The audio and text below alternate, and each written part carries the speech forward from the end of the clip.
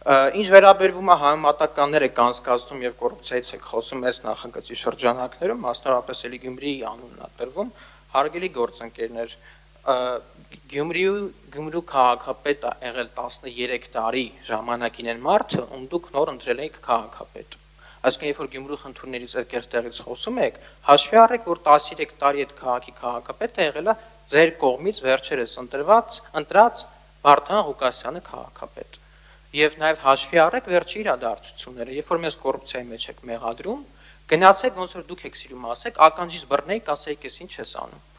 Ինքնակամ շինության համար կաշառք ես վերցնում, ախր ինքնակամ շինության համար էլ օրինականացման ընթացք կա, հասկանում եք, կառավարության որոշում կա, ոնց են դա անում։ Փոխանակը տենց անեն, գնում ասում շին թույլտվություն արի գերենք, հետո կգա ավարտականը կտանք։ Սրա մասին չեք ուզում խոսակ։ Եկել եք Երևանում ինչ որ կոռուպցիոն երևույթներից եք խոսում, ամիսը 1-2 ամիսը մեկ քաղաքապետարանում մարդ է ձերբակալվում։ Բա մենք եթե կոռուպցիայի դեմ չենք պայքարում, այդ ձերբակալությունները ինչ են լինում։